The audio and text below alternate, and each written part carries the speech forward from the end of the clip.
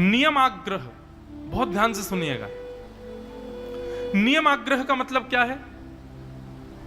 मैं किसी नियम में रह कर के ही भजन करूंगा, मैं किसी नियम में रह कर के ही ठाकुर जी का कथा सुनूंगा, मैं किसी नियम में रह कर के ही मंदिर में जाऊंगा, ऐसा नहीं। नियम प्रधान नहीं है, ठाकुर जी प्रधान है। कई लोग होते हैं मैं जो है ये पुष्प नहीं मिले, मेरे मनपसंद फूल नहीं मिल रहे, मैं अब आज नहीं जा रहा, कल आएंगे फूल कल जाऊंगा, ये नियमाग्रह कहलाता है। पेड़े लेके आओ, पेड़े का भोग लगाऊंगा ठाकुर जी को, तब जाऊंगा मंदिर। अब पेड़े नहीं मिले, पेड़ आज नहीं मिले कल मिलेंगे, तो ठीक है कल जाऊंगा, आज नहीं जा रहा, ये नियमाग्रह है। किसी वस्तु विशेष के नियम की वजह से आप ठाकुर जी के दर्शन का त्याग नहीं कर सकते। श्रीमद् भागवत में कथा आती है, रहुगण राजा वो रोज सत्संग सुनने जाते थे कपिल मुनि के आश्रम, लेकिन कैसे जाते थे? पालकी में बैठ के जाते थे, 4 कहार उठा करके चलो तब जाऊंगा। सुनने जाते थे सत्संग और 4 लोगों के कंधे पे भार बन के जाते थे। एक दिन एक कहार बीमार पड़ गया तो उस दिन सत्संग ही नहीं गए, बोले नहीं अब आज किस जाऊं, कहार ही नहीं है, और यदि जाना है सत्संग तो कहार की व्यवस्था करो, पैदल तो मैं नहीं जा सकता। यह नियमाग्रह है। आप किसी वस्तु विशेष की वजह से भगवत दर्शन, भगवत कथा, भगवत सेवा या फिर भगवत भावों का त्याग कर देते हो, नियम को प्रधानता देते हो, तो नियमाग्रह वो बाधा बनेगा भगवत मिलन में।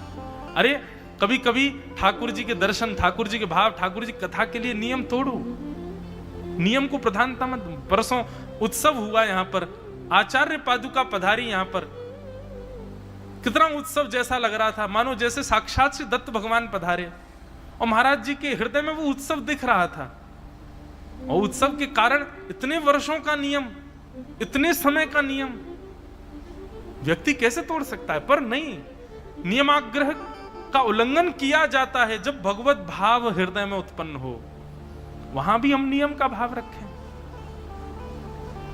तो नियमाग्रह, चौथी बात, भगवत मिलन में बाधा। नियम को प्रधानता मत दो, ठाकुर जी का दर्शन, सेवा, कथा वो प्रधान है। और 5वां भगवत मिलन में बाधा क्या है? बोले जन संग्रह। जन संग्रह मतलब बहुत ज्यादा भीड़ के बीच में रहना, बहुत ज्यादा ख्यातियों को देखो, ख्याति आपको मिल जाए, क्योंकि जन संग्रह हमको भी सताता है कई बार। जन संग्रह अपने आप आपके चारों ओर घूमे पर आपके चित्त पर वो प्रभाव ना डाले, आपके चित्त को वो आकर्षित ना करे, आपका चित्त उसके प्रति अधीन ना हो। जन संग्रह, श्री रूप गोस्वामी कहते हैं कि जो जन संग्रह के प्रति आसक्त हो गया, भगवत मिलन में उसको बाधा बनेगी। तो जन संग्रह, उससे बचो। और 6वां और अंतिम लक्षण जिसके कारण भगवत मिलन में बाधा बनती है वो है लौल्यम। लौल्यम मतलब अपनी इंद्रियों के प्रति बहुत ज्यादा लाड़ प्यार करना, अपनी इंद्रियों के प्रति या फिर संसार के किसी विषय वस्तु के प्रति बहुत ज्यादा स्नेह का, उसके प्रति लाड़ प्यार रखना। जैसे जीव को कोई वस्तु बड़ी प्रिय लगती है, अरे मेरी लाडली जीव तू चिंता मत कर, मैं तो तुझे खिलाऊंगा, अच्छा इसमें थोड़ा नमक डाल दूं, अच्छा ले, अच्छा नींबू की कमी लग रही है, ले ये भी पा ले। उसको और सुंदर बना बना करके जीव को देने के लिए, और महाराज बड़ा बार बार पानी गिरता जा रहा है मुख में से और उसको पाने के लिए तैयार कर रहे हैं, अरे मेरी लाडली जीव तू चिंता मत कर, ले पा इसको, खुश हो जा। बोले इस प्रकार जो अपनी इंद्रियों के लाड़ प्यार में आकर के उनकी इच्छाओं को पूर्ति करता है, अपनी इंद्रियों को बहुत लाड़ प्यार देता है, भगवान कहते हैं वो मेरी प्राप्ति नहीं कर पाएगा। श्री रूप गोस्वामी कहते हैं ठाकुर जी उससे नहीं मिल पाएंगे, फिर तो अनुग्रह ठाकुर जी करें, ठाकुर जी कोई अनुग्रह कर दें, कोई कृपा कर दें, तो ही संभव है कि ठाकुर जी उससे मिल पाए, नहीं तो ये 6 दोष हैं। श्री पृथु महाराज भगवान की जो प्राप्ति कर रहे हैं वो इन छह अवगुणों से विमुक्त हैं। उनके अंदर ये छह भाव नहीं है। पूरी पृथ्वी का सृजन उन्होंने किया, लगभग अर्ध ब्रह्म है वो, लेकिन फिर भी इस बात का कोई गुमान नहीं। भगवान के अवतार हैं, पृथु महाराज को भगवान के अवतार माना जाता है, लेकिन अवतार होते हुए भी ठाकुर जी के सामने दैन्य बन करके भगवान की स्तुति गा रहे हैं। और आगे भगवान से एक बात कहते हैं श्री पृथु जी महाराज कि नाथ, पहला तो मुझे ये दे दीजिए कि मेरे रोम रोम में कान हो जाएं, और दूसरी मुझ पर एक कृपा और कर दीजिए। भगवान बोले और क्या चाहिए तुमको? बोले पहले वचन दीजिए, जो मांगूंगा सो दोगे। भगवान बोले पहले मांगो, पहले बताओ तो सही है क्या? बोले नहीं, पहले वचन दो, जो मांगूंगा सो दोगे। भगवान बोले देंगे, तुम बताओ क्या चाहिए। पृथु महाराज कह रहे फंस गए भगवान अब आप, लेकिन देना पड़ेगा। बोले क्या? कि अथा भजे त्वाखिल पुरुषोत्तमं गुणालयं पद्म करेव लालसः अप्यावयोरे कपति स्प्रधो कली न स्यात् कृतव्य चरणौ कतानयो। नाथ,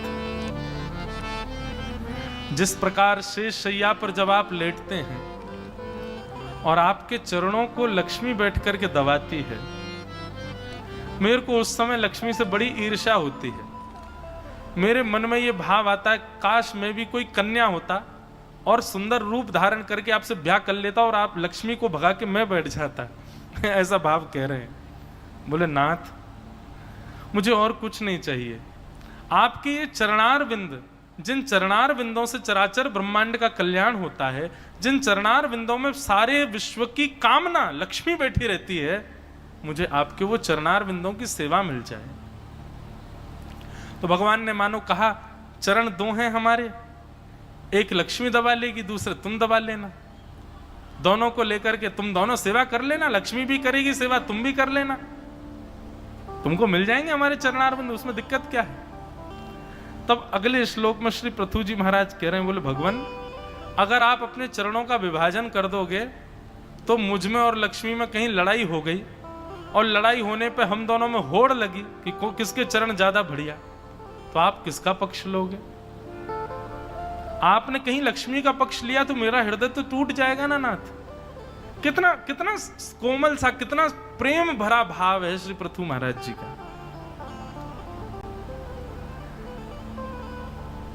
एक गुरुजी थे, वो गुरुजी बढ़िया आराम से लेटे हुए भोजन करके पड़े रहते। उनके पूर्वज के जो गुरु थे वो खूब कमा गए आश्रम के लिए। तो एक बार एक मूर्ख चेला आया, आकर के कहा गुरुजी मुझे शरण में ले लो। गुरुजी बोले आ जाओ शरण में। बोले करना क्या पड़ेगा? बोले कुछ नहीं, घी लेके आओ, बढ़िया हमारी मालिश किया करो, पैर दबाया करो हमारे। बोले जो आज्ञा गुरुदेव। अब वो तो महाराज रज रज के गुरुदेव के चरण दबाता, खूब प्रेम से सेवा करता।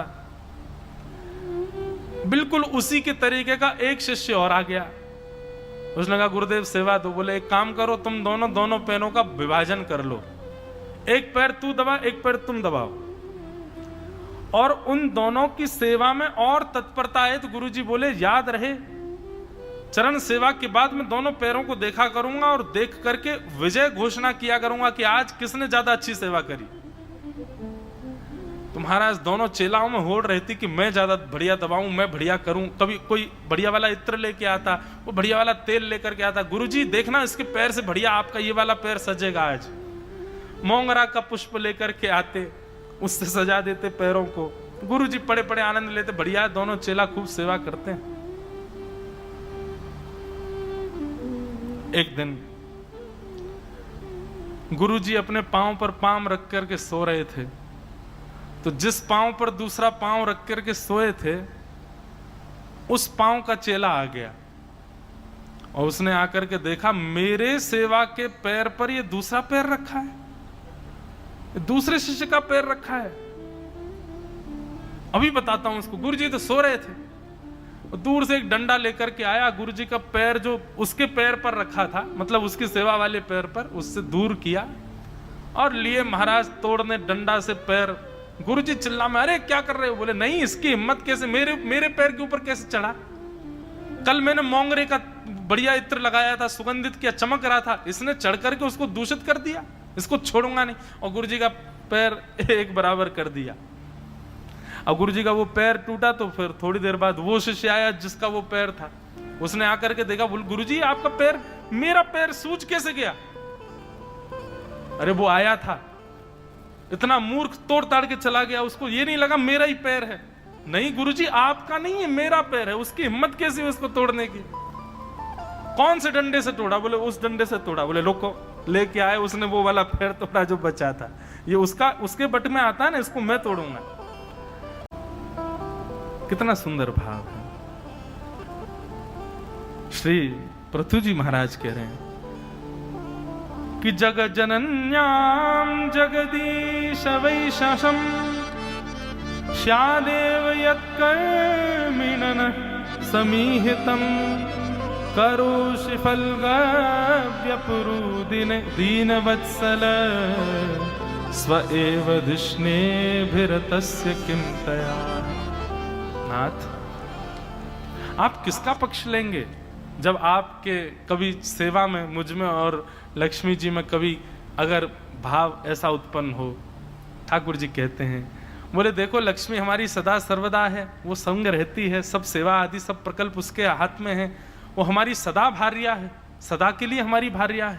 पर यदि पक्ष भक्त का और लक्ष्मी के बीच का हो तो निश्चित है पक्ष तो हम वैष्णव का ही लेंगे, पक्ष तो हम अपने भक्त का ही लेंगे। उसका पक्ष कैसे ले सकते हैं? वो भले ही हमारी सदा भार्या है, लेकिन फिर भी हम पक्ष तुम्हारा लेंगे। इससे भले ही लक्ष्मी नाराज क्यों ना हो जाए, लेकिन फिर भी मैं पक्ष तुम्हारा लूंगा। इस बात को सुनकर के श्री पृथु महाराज बड़े प्रसन्न हो गए और प्रसन्न होकर के चरणों में प्रणाम किया और प्रणाम करते हुए भगवान को खूब वंदन किया और वंदन करते हुए ठाकुर जी के चरणों में अपनी भावांजलि पुष्पांजलि अर्पित करते हुए श्री पृथु महाराज ने अपनी स्तुति को विराम किया। बोलो भक्तवत्सल भगवान की। ऐसे पृथु महाराज के सुंदर यहाँ पर चरित्र सुनाया गया। भगवान की उन्होंने तपस्या की।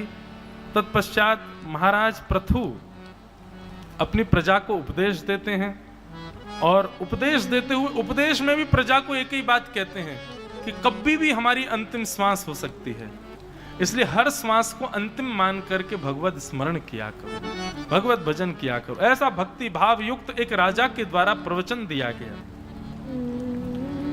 फिर महाराज पृथु सनकादियों से मिलते हैं, उनको भी उपदेश देते हैं। राजा पृथु की तपस्या और फिर तपस्या के पश्चात परलोक गमन की कथा बताई। पृथु की वंश परंपरा और प्रचेताओं को भगवान रुद्र के द्वारा रुद्र गीत सुनाया जाना, यह कथा सुनाएगी। हम सूक्ष्म में यह विषय भी कर दें बंधुओं, यह विषय पूर्णता आवश्यक है। अभी चतुर्थ स्कंद चल रहा है,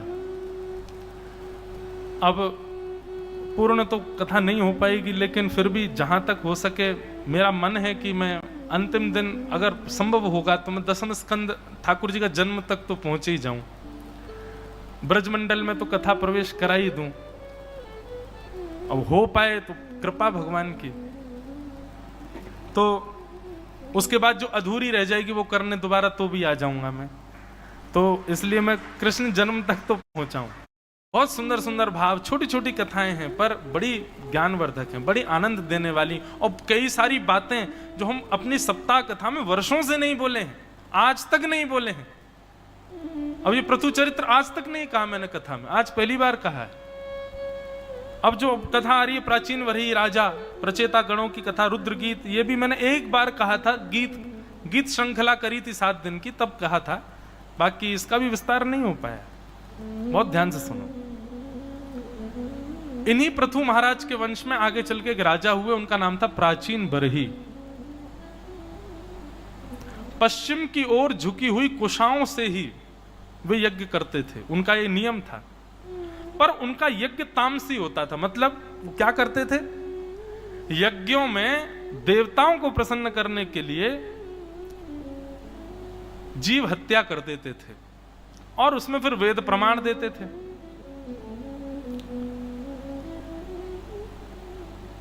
एक बात हमारी बहुत ध्यान से सुनिएगा, जैसे कोई व्यक्ति व्यसनी हो जाए और उस व्यसनी व्यक्ति को किसी बुद्ध पुरुष के पास ले जाएं, गुरुजन के पास ले जाएं, और कोई खाता है पीता है उल्टे सीधे काम जो भी करता है, अब गुरुजन उसको कह दें कि भाई क्या करते हो, बोले महाराज जी हमारे घर का सदस्य बहुत पीता है, इसको कोई आप कुछ बात कहो ये छोड़ दे। अब तो वो जानते हैं कि एक बार कहने पर छोड़ेगा तो नहीं, तो उन्होंने क्या किया, उन्होंने एक नियम बना दिया और नियम बना करके क्या कहा, बोले तुम सप्ताह में केवल एक बार सेवन करोगे, मतलब जो सप्ताह में प्रत्येक दिन 5 बार सेवन करता था उसकी अवधि अब सप्ताह में एक बार, और वह भी एक ही बार स्पर्श करे, और वो फिर धीरे धीरे बढ़े, सप्ताह में एक बार, अगले महीने से 2 सप्ताह में एक बार, उसके अगले महीने से 3 सप्ताह में एक बार।